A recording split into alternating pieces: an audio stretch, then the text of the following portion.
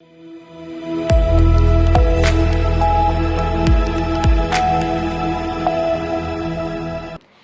एक बार फिर से आपका स्वागत है सी न्यूज़ भारत के यूपी बुलेटिन में। शुरुआत करेंगे गाजियाबाद से, जहां पर मुख्यमंत्री योगी आदित्यनाथ ने प्रसिद्ध दुधेश्वर नाथ मंदिर में भगवान शिव की विधि विधान से पूजा अर्चना की। और साथ ही बात होगी बदायूं की, जहां पर बिलसी तहसील में आयोजित संपूर्ण समाधान दिवस में जिलाधिकारी और वरिष्ठ पुलिस अधीक्षक ने लोगों की जन समस्याएं सुनी। ऐसी तमाम खबरों पर करेंगे विस्तार से चर्चा। गाजियाबाद दौरे पर पहुंचे मुख्यमंत्री योगी आदित्यनाथ ने प्रसिद्ध दुधेश्वर नाथ मंदिर में भगवान शिव की विधि विधान से पूजा अर्चना की। इस दौरान मंदिर परिसर और आसपास सुरक्षा के कड़े इंतजाम किए गए थे। बता दें कि मुख्यमंत्री शुक्रवार को गाजियाबाद पहुंचे थे और उन्होंने रात्रि विश्राम सरकारी PWD गेस्ट हाउस में किया था। गाजियाबाद से सी न्यूज़ संवाददाता राजेंद्र चौधरी की रिपोर्ट। बदायूं जिले के बिलसी तहसील में आयोजित संपूर्ण समाधान दिवस में जिलाधिकारी और वरिष्ठ पुलिस अधीक्षक ने लोगों की जन समस्याएं सुनी। इस दौरान कुल 46 शिकायतें प्राप्त हुई, जिनमें से 4 का मौके पर ही निस्तारण कर दिया गया।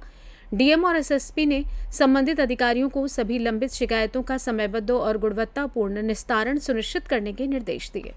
बदायूं से सी न्यूज़ संवाददाता नईम की रिपोर्ट।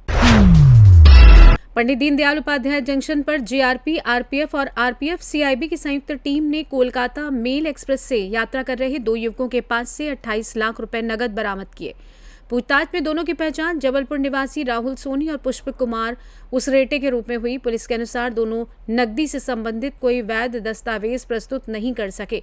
इसके बाद बरामद रकम और दोनों युवकों को आगे की जांच व वैधानिक कार्रवाई के लिए आयकर विभाग वाराणसी के हवाले कर दिया गया। अब आयकर विभाग धनराशि के स्रोत और उसकी वैधता की जांच कर रहा है। सर, कैसा डाटा बरामद हुआ था? जबलपुर से 2 लड़के लेके जा रहे थे कोलकाता मेल में। जानकारी मिली थी कि उनके पास ढेर सारा नगद रुपया है, जिसको चेक किया गया तो उनके पास कोई वैध पत्र नहीं था। बरामद रुपए को इनकम टैक्स को सुपुर्द किया गया। कितना पैसा? टोटल 28 लाख रुपया कोलकाता मेल से, जबलपुर से हावड़ा। कुछ नहीं, अभी नहीं। चंदौली से सी न्यूज़ संवाददाता सुमित सिंह की रिपोर्ट। रामपुर स्थित मोहम्मद अली जौहर यूनिवर्सिटी पर प्रस्तावित ध्वस्तीकरण की कार्रवाई का समाजवादी पार्टी ने विरोध जताया है। बिलारी से सपा विधायक मोहम्मद फहीम ने कहा कि एक महत्वपूर्ण शैक्षिक संस्थान है, जहां हजारों छात्र छात्राएं शिक्षा प्राप्त कर रहे हैं। उन्होंने सरकार से कार्रवाई पर पुनर्विचार कर बातचीत के जरिए समाधान निकालने की मांग की। विधायक का कहना है कि यदि कोई तकनीकी या कानूनी कमी है तो उसे नियमों के तहत दूर करने का अवसर दिया जाना चाहिए, लेकिन विश्वविद्यालय को नुकसान पहुंचाने से हजारों विद्यार्थियों का भविष्य प्रभावित होगा। उन्होंने बताया कि इस संबंध में राज्यपाल को भी ज्ञापन भेजा गया है। हालांकि सपा विधायक का राजनीतिक बयान है और सरकार के इस ओर कोई भी प्रतिक्रिया सामने नहीं आई है। देखिए, मोहम्मद अली जौहर यूनिवर्सिटी जो विद्यार्थियों के लिए एक मंदिर है, जहां पर कई हजार छात्र इस वक्त जो है शिक्षा ग्रहण कर रहे हैं, उसको तोड़ने का एक आदेश जारी हुआ है।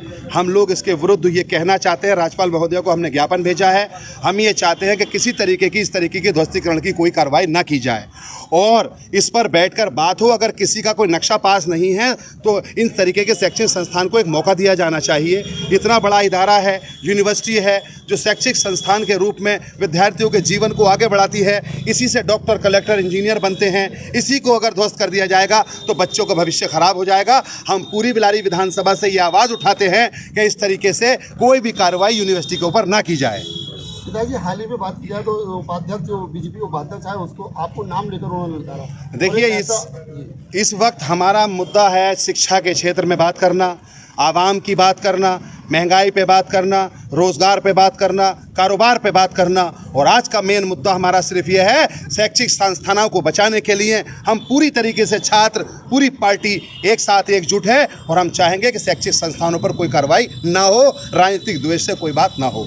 अच्छा, विभाग ने नोटिस दिया है इस चीज़ का जो आप बात कर रहे हैं यूनिवर्सिटी को लेकर, तो क्या विभाग गलत कार्रवाई कर रहे हैं या फिर कोई राजनीति? नहीं, हमारा कहना यह है कि कोई अगर कार्रवाई करनी है तो उस संस्थान को बंद ना किया जाए, ध्वस्तीकरण ना की जाए, कार्रवाई ना की जाए, बहुत सारे कोई भी विकल्प हैं। सारे विकल्प हैं। उस शैक्षिक संस्थान के साथ कोई इस तरीके का व्यवहार ना किया जाए। अच्छा, कोई समाधान नहीं होता तो उसको लेकर समाजवादी पार्टी क्या कदम? नहीं, हम लोग तो ये कहना चाहते हैं कि हर हालत में शैक्षिक संस्थान तो सबका है, इसमें कोई पार्टी का तो कोई मामला नहीं है।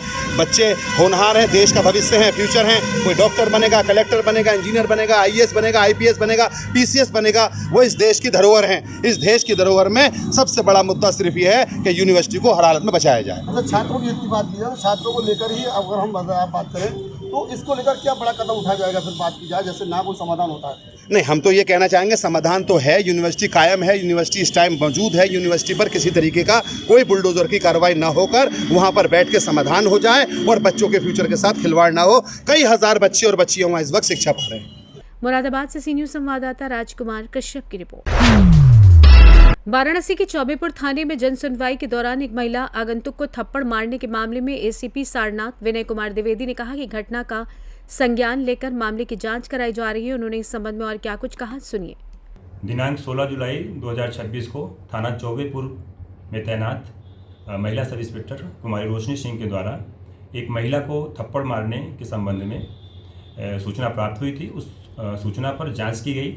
जांच के पश्चात महिला सब इंस्पेक्टर कुमारी रोशनी सिंह को पुलिस उपायुक्त वरुणा महोदय के द्वारा सस्पेंड कर दिया गया है। इस संबंध में आगे की अन्य विधिक कार्यवाही, विभागीय कार्यवाही की जा रही है। वाराणसी से सी न्यूज़ संवाददाता अब्दुल्ला की रिपोर्ट। फिलहाल के लिए इस खास बुलेटिन में बस इतना ही। देश दुनिया की तमाम बड़ी खबरों को जानने के लिए आप जुड़े रहें सी न्यूज़ भारत के साथ। हर खबर आपके साथ, आपके हाथ।